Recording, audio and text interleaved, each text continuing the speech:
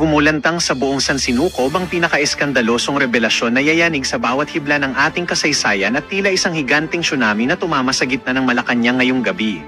Sa isang hindi inaasahang kaganapan na tila kidlat na tumama sa gitna ng katahimikan, lumabas ang mga ulat na ang pambato ng Ilocos Norte na si Sandro Marcos ay lihim na raw na idinetin sa Estados Unidos matapos ang isang madugong operasyon ng mga internasyonal na awtoridad sa isang selyadong pasilidad.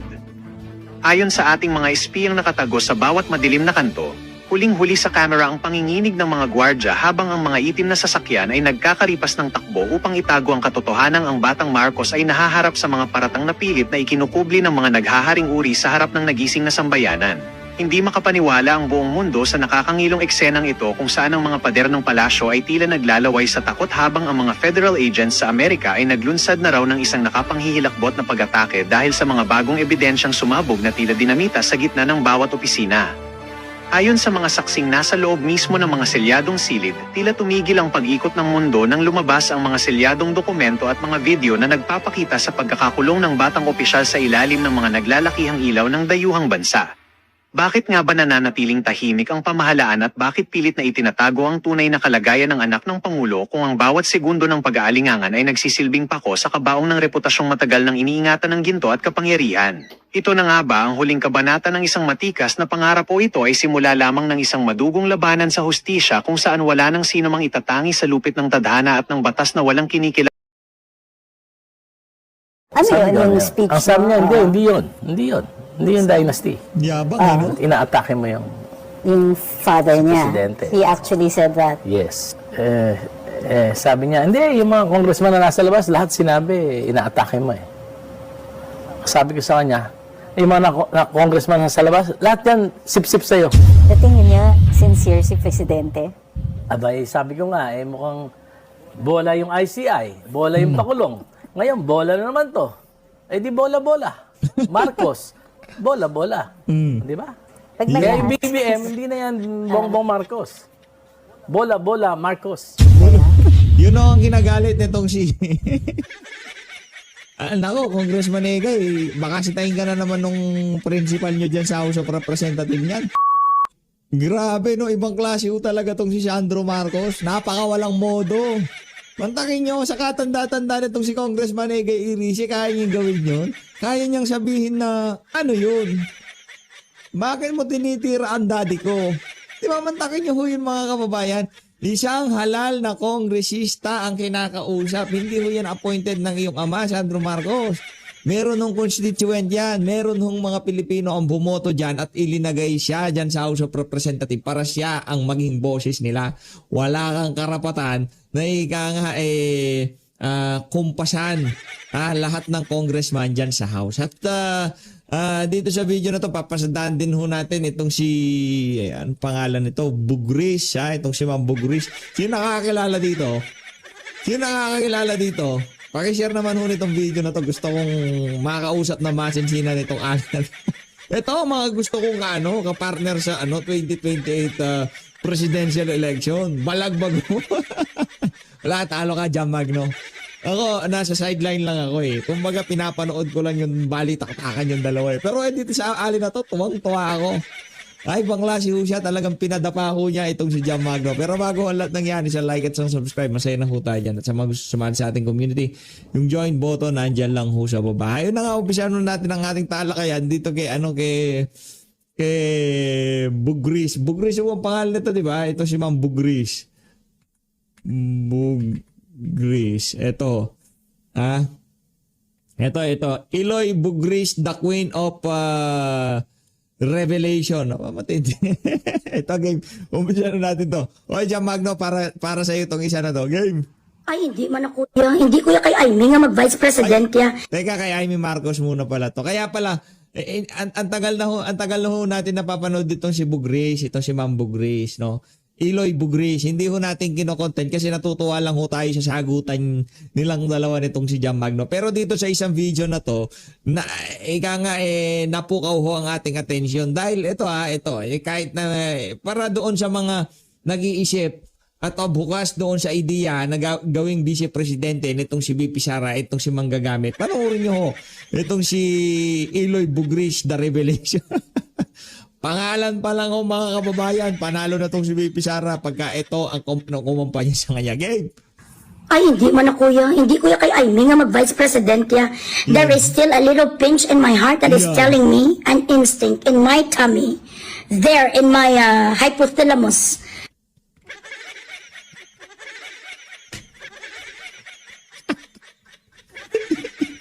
Ibang level. Ibang level. Ibang level. Natural ho sa kanya. Natural game. That is telling me a little voice that Aimee could be an anaconda. I do not trust her at all. If she could betray her own blood, she could do that to Sarah. No fucking way. Naku. Ay, hindi man ako. Napakabalaw. Napakabalawura pala bunganga nito siya. Nakalusot yung isa. Nakalusot yun. Oh, ito naman. Ibang klase itong si Iloy Bugris, iba, matindi ho ito. Matindi. Kahit tayo, hindi ho tayo obra sa pagbalagbag nito. Diyan, Magno, tanggapin mo na ang katotohanan, ha? Tanggapin mo na ang katotohanan na wala kang bitaw dito kay Iloy Bugris. Ha? Wala kang bitaw dito. Hindi ka tatagos dito sa ali na to. Okay? Iloy Bugris. Oh. I checked. Buhi pa siya. I checked. Bugris is alive. I bilang kay Iloy. Alive forever. My Jesus is alive forevermore. Natural alive ko. Wala naman dito sa mga tangke digira. Yan na. Wala naman dito sa may nagabiyahe sa highway namin ng mga tangke digira kag mga nuclear bomb. Wala naman. Mga ballistic missile lang nga galing sa Iraq na Talo ka. intercept ng aming civil Talo, defense. Zot. I really could not stand the sound of her voice. And looking at her, nasusuka ako, guys. Gasuka ko, bilatsing Iloy, marinig ko ang boses ng alpot nga avatar. Nagamuamo pa na sa hagdanan ang bilatsing Iloy nga anorexia nga adictos. Matulog ka, 30 days ka na naman na wala tulog, paluap ka lang nga paluap sang shabu. Sabi sa mga lalaki na nakakita sa iyo sa club, nag-pick up ka na naman sa lalaki, nga, Tapit. Hindi ho natin kaya. Hindi ho natin kaya yung banat nito si Ma'am Bugris, no? Kung ika nga watch it at your own risk. Matindi ho, malupit po malagbag to. Hindi ho yung ika nga yung pamantayan niya sa pagbablog, hindi ho tayo makakakana dyan, no? Hindi ho tayo makakapalag. Pero ang kagandahan ho ng paglitaw na yan itong si Iloy Bugris, inano niya talagang pinuksaho niya itong si Jam Magno Di ba? Wala ho, pinadapa ho niya si Jam Magno sa mundo ng social media. Kaya naman palakpakan ho natin itong si Iloy Bugris. Hindi na ho natin itutuloy ito kasi medyo mabibigat ho yung mga katagay, yung mga litanyang binibitawan niya, no? Ito, meron ho siyang ulit banat dito kay Jam Magno, no? Meron ho siyang banat kay Jam Magno dito. Di ko lang kung napanood niyo yun yung itong video niya na kung saan binanatan pa rin ho niya itong si Jam Magno. Panoorin ho natin itong mga kababayan. Current situation that I'm having here at the mall. Diba? Muna ko ni atog dagat. Ni-decide ko mag-shopping na lang ko. tingnan mo ang iPhone niya. iPhone 17 daw, pero casing lang yan. Yabang talaga. Ay, bilatsing Iloy, ay buang. Oh. Abe, napatingin ako tuloy sa cellphone ko. Ang original iPhone 17, dalawang maliit na butas. Wala yan. Okay. Tingnan natin ha. Kakasun ko ni ha. Okay, so, ang iPhone 17 na original, na totoong iPhone 17, ito lang guys ha. 1, 2, 3, 4 lang dapat. Ang kanyang camera. Okay. So ngayon, ito may nakakuha sa kanyang picture. Napakuno-kuno siya na 17. Ngayon, hindi ito na itago, oh. Ayan, ang kanyang buho, 1, 2, 3, 4, 5, 6, 7. Aray ko. Wala, madam, kahit pagdating sa pasosyalan, hindi ka tatagos dito kay Iloy Bugris. Ay, gagagaga, ang bilatsing Iloy. Ay, kakabugira sa di putas. So, anong isang telepono niya? iPhone 16 or 15? 13 Pro Max, gali sa ikagaga sa bilatsing Iloy. Ayan, ang di pa kita-kita. Yung 7, yung ano niya ya? 7 ang kanyang hole. Dapat yan, ang totoo yung 17. Ayan, uy gaga, dapat 5 lang. Gusto kong interviewin nito sa PH Update ha. Pag ano nyo ha, i-connect nyo ho ako dito kay Iloy Bugris ha. Gusto kong makakwentuhan tong ali na to. Matindi siya. Ito lang dapat yung mga iPhone 17 ambisyosa ka ang alpot ka. Hindi naman pala siya nananalo sa mga gambling sang gagaga press release lang siya. Base iPhone 20 nang yan ni Jam. Aray, turas ang unan mo pilihira ng bilat sing Iloy namin isa ilampos. Alam mo, oy alpot, kung maano ka mabilibid ka, mapatumbag ko ya sang tatlo. Paano ba? Makukulong ba to si Jam Magno? Kasi naalis to sa mga kakasuhan eh. Anak ng toko, meron ka ng, meron ka na 6-figure na allowance sa mga handler mo.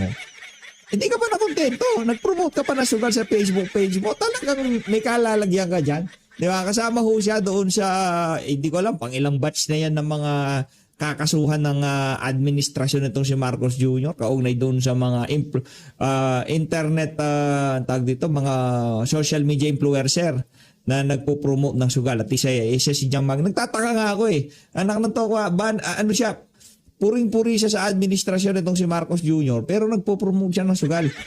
Hindi niya ba alam na ang administrasyon ni Marcos Jr. isa sa mga ginagamit nilang diversionary tactics yung online sugal na yan para ma-divert ang atensyon ng ating mga kababayan kaugnay sa kanilang mga pagnanakaw. Nakalimutan ho siguro ni Jam Magno yan. Kaya naman punta na ho tayo dito kay Congressman Egay Irice. Dito kay Attorney Trixie Cruz Angeles. Isa sa ating mga pinapanood dyan, The Spokes Game.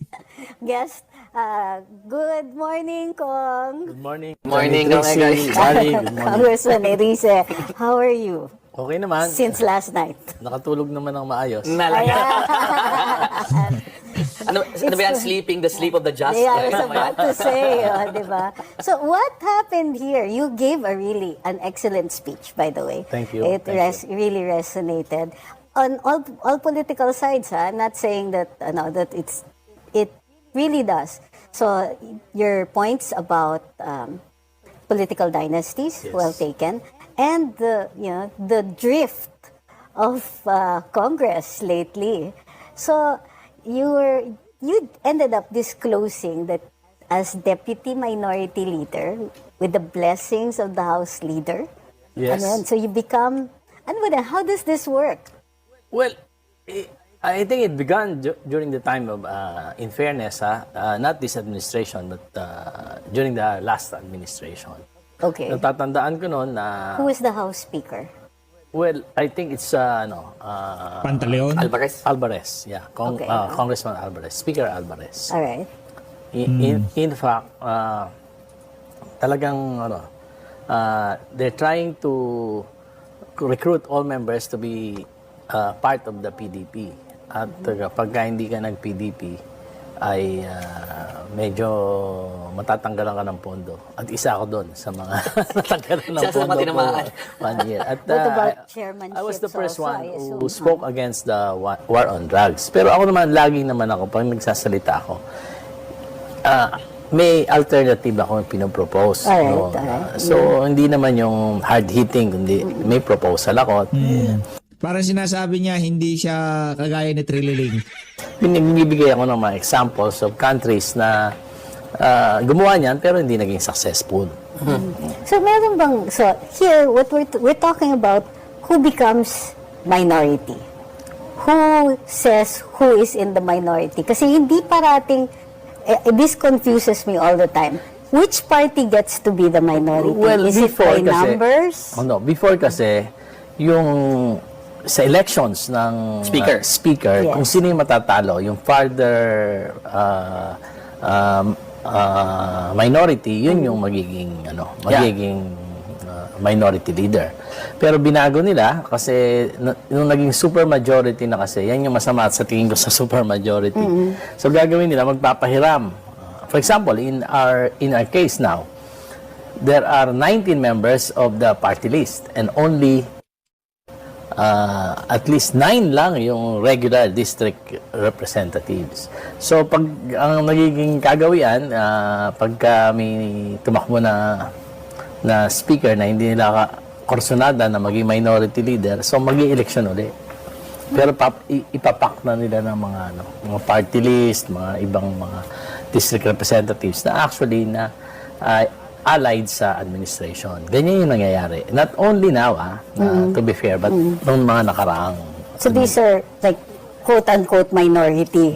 Kasi they still are able to work with the majority. Ganon din ba nung kayo, Attorney Barry? Nung kami, naalala ko, magkasama tayo. Ang naging minority leader, si Ronnie Zamora, siya yung nakakuha ng pinakamataas na boto after si Speaker Belmonte. Automatically, he So was... that's how the minority was determined. Presidente Pinoy, walang ganon. Walang ganon. Pero, pagkatapos noon, ganon na yung nangyayari. They would want to control not only the majority party but also the minority. Naalala ko nga nung panahon ni Speaker Alvarez, di ba naging issue pa yan? Kasi tumakbo, si Teddy Bagilat ran for Speaker. Yes. And he got the second highest number of votes sa floor. But he was not automatically The proclaimed minority. as the minority. So who was the minority then? And also, medyo Maalala ko matanda na tayo. And also, Edsel Lagman.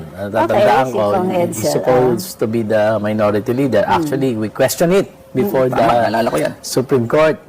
Dahil lang nangyari, yung naging minority leader, part of the administration. Correct. Kami, talo naman kami sa Supreme Court, ayaw makialam sa internal affairs ng House. So, ang nangyari, kami naging independent. Ang tawag sa amin nun, Magnificent Seven. Yung independent block. Independent block. So you were... So we provided the checks and balance. and that's the important part. Mayroong nagsasalita ng ganon. Yes. You were recommended daw by this is based on last night, Yes. by former Representative, was it Paul Dasa? Yes. In the 19th Congress. Yes. Of the 19th Congress, si Yes. Paul. So sabi niya sa akin, Egay, malapit kasi ang puso ko sa liberal, sana mas maganda kung ikaw yung magiging senior deputy minority leader ng House. And also, the father, mga old liberal si Kong Raul, yeah, Kong of course. Raul. So, sabi ko, sige, but you have to talk to Speaker Romualdez. So, una, kinausap namin si Minority Leader Libanan. So, okay naman sa kanya dahil magkaibigan niya si Raul Dasa saka si Nonoy Libanan. So, punta na ako kay Speaker. So, nag-usap sila ni So this was Speaker Martin. Alright. Then I was designated as the SMDL, Senior Deputy Minority Leader. And then again in the 20th. In the 20th Congress, not ito in the lahat 19th. yan, 20th Congress 20th na yan. Congress. So ganun yun nangyari. So kailangan may blessing. Ako naman kasi, gusto ko talaga mag-provide ng check and balance. No? Pero yung malumanay lang sa mga legislations. Pero nung nakita ko yung nangyari dun sa tatlong nakaraang national budget, parang hindi kaya ng dibdib ko na hindi magsalita. Okay. So, but going back, so that's how in your party, within the party, mag-uusap kayo kung sino yung magiging, or is it the I head was of the party? designated na kagad ako. Dinidesignate na kagad. So. Nagbutuhan pa ba yun? Hindi na, wala nang botohan. Yung ngayon, pumalit sa akin, wala namang botohan, basta dinesignate na lang si Congresswoman Laila de Lima. So, Wala nang botohan. ano nangyari? Bakit kayo pinatayan ng mic? It's the question on everybody's mind. Sorry. Oo nga. Ano yung kwento doon? What led to that point? Hindi kasi gusto niya mag-interpolate. Ngayon, nung sumasagot ako na ina-explain ko sa kanya yung nangyari nung kay Majority Leader Sandro Marcos, ayaw niya na akong pasagutin. So, kasi naglitaan niya na siya. Ang tagal-tagal, siya lang yung mag-interpolate. Wala na akong chance to answer. So, nung sumasagot ako, pinatayan ako ng mic. She was asking, kasi if I remember correctly, what she was asking was, how was the minority designated? Parang meron siyang, pinupuntirya na gano'n. Alam niya naman sa, ang tagal-tagal niya ng congresswoman. Alam niya yon. Ako, yung sinasabi ko, totoo. Totoo yon. At alam niya yung sinasabi ko, totoo. Gusto niya lang palabasin na hindi nakikialam ang majority sa minority. Pero hindi lang naman ngayon, maski noong mga nakaraan. Ang tagal-tagal niya na, hindi, simple lang, di magsabi lang ng totoo. At baguhin yung sistema. Kaya yan nga, kaya ako, hindi naman ako nagrereklamo, sabi ko nga, maluwag ang loob ko na isalin kay Sige, mas magaling na sa akin yun, Congresswoman Laila Dina. mas makakapagbigay pa ng magaling na checks and balance. Pero dapat matigil na yung ganyang sistema. Na kunwari lang may minority. Kunwari lang na may minority. Para naman sa ganon, ay ito naman, yung critics ka sa mga private corporations, di ba binabayaran para makita yung mali? Independent director. Di ba? Binabayaran. So, ito hindi, wala ka nang titingnan mo na lang. Kung mali, yung sinasabi, bayaan mo magsalita. Gawin mo pa rin yung, total, majority ka naman. Kahit magsalita kami ng 3 taon doon, wala namang mangyayari. Naalala ko lang tayo, di ba? Parang yung minority, give them the time to speak. Di ba? Do you think they were reacting to the fact that you actually mentioned the name of Congressman Sandro Marcos?